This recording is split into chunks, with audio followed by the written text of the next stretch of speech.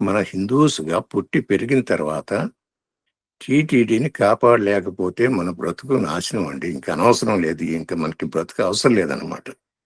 అటువంటి తిరుపతి పుణ్యక్షేత్రాన్ని ఈ పొలిటీషియన్స్, ఈ గవర్నమెంట్ వాళ్ళు దాన్ని సరిగా రక్షించట్లేదండి. ఏది పవిత్రతని వాళ్ళు ఇష్టం వచ్చినట్టు చేస్తున్నారనమాట. అదే కాకుండా అండి, ఈ ఎండోమెంట్ యాక్ట్ అనేది దాంట్లో కూడా ఈ టీటీడీ బోర్డు కానీ, టీటీడీ చైర్మన్ కానీ, ఈ గవర్నమెంట్ కానీ వాళ్ళు దే ఆర్ కస్టోడియన్స్ అండి. అంటే ఓన్లీ మేనేజ్మెంట్ చేయాల్సిందే, అంతేగాని నా ఇష్టం వచ్చినట్టు చేసే లా లేదండి అందులో.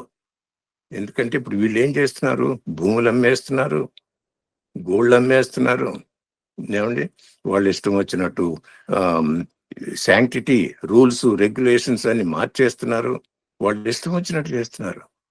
కస్టోడియన్ కనుకోకుండా ఒక ఓనర్షిప్, నా ఇల్లు ఇది, నా ఇష్టం వచ్చినట్టు చేసుకుంటాను, ఏదైనా చేస్తాను అన్న పరిస్థితులు మాట్లాడుతున్నారు. కానండి ఇది కలియుగ దేవుడి, ఆ శాంక్టిటీ నేను కాపాడాలి, నేను బాగా మెయింటైన్ చేయాలి, స్పిరిచువల్ సెంటర్గా ఫర్ ది ఎంటైర్ వరల్డ్ చేసేట్టుగా మనం బిహేవ్ చేయాలి అన్న వాళ్ళు కనపట్లేదండి.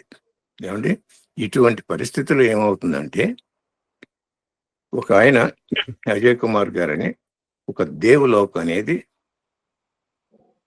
స్టార్ట్ చేసి దాన్ని ఒక ఫ్యామిలీ థీమ్, అంటే స్పిరిచువల్ థీమ్, ఫ్యామిలీ థీమ్ లాగా మన సంస్కృతిని డిస్ప్లే చేయాలన్న ఉద్దేశంతో ఒక రిక్వెస్ట్ పెట్టారు.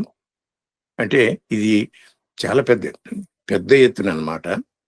అప్పుడు కిరణ్ కుమార్ రెడ్డి గారు చీఫ్ మినిస్టర్గా ఉన్నప్పుడు ఒక లెటర్ ఆఫ్ ఇంటెంట్ ఇచ్చారనమాట ఆయన.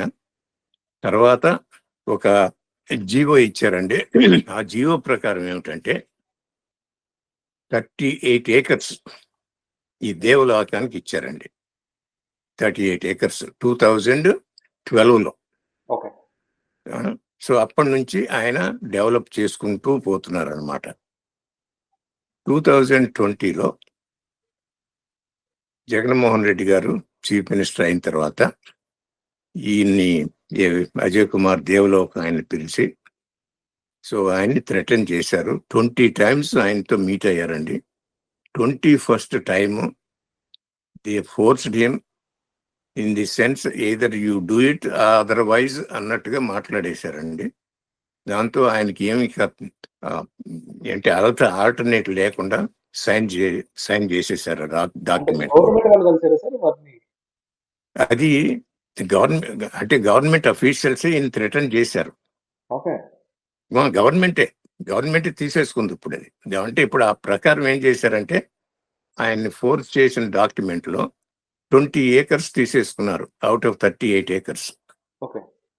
ఏమండి ఆ 20 acres తీసుకుని ఈ ముంతాజ్ మహల్కి ఇచ్చేశారు, మీరు కట్టండి అని. ముంతాజ్ మహల్కి ఆయనకి ఇచ్చారండి. ఆ తర్వాత ఏమైంది, ముంతాజ్ మహల్కి ఇచ్చిన తర్వాత జగన్మోహన్ రెడ్డి గారు వచ్చి దాన్ని భూమి పూజ కూడా చేశారండి టు స్టార్ట్ ఇట్. ఇప్పుడు అది ఎక్కడంటే, అది పేరూరు విలేజ్ జూ పార్క్ అని ఉంటుంది, మన 7 hills కి పరిమితిలోనండి. ఆ పక్కన 7 hills కి పక్కనే ఇది కడుతున్నారనమాట. అంటే ఇది టచింగ్ అండి, ఇంకా అది కొండ ఆగిపోతుంది, అక్కడ కడుతున్నారనమాట. అంటే అక్కడే ఎందుకు కట్టాలి వాళ్ళు? ఏమంటే ఇప్పుడు ఒక 5 miles లేకపోతే ఒక 10 kilometers పెట్టొచ్చు కదా. అంత దగ్గర ఎందుకు వాళ్ళు పెట్టాలి? ఎందుకు కట్టాలి?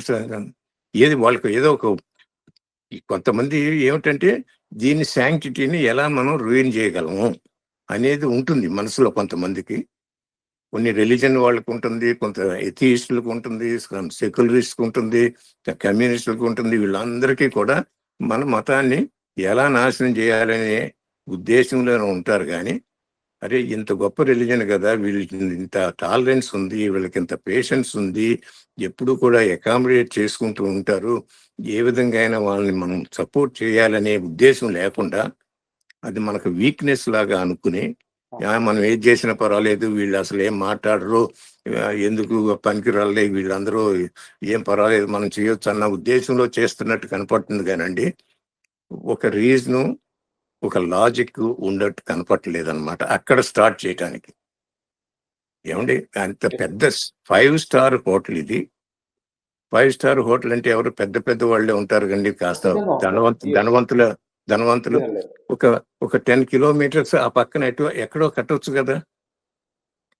ఆ ఎక్కడే ఎందుకు కట్టాలి వాళ్ళు? కావాలన్న ఉద్దేశంతో చేస్తున్నట్టుంది కానీ అది లేదు. సో మొత్తానికి మొదలు పెట్టారండి.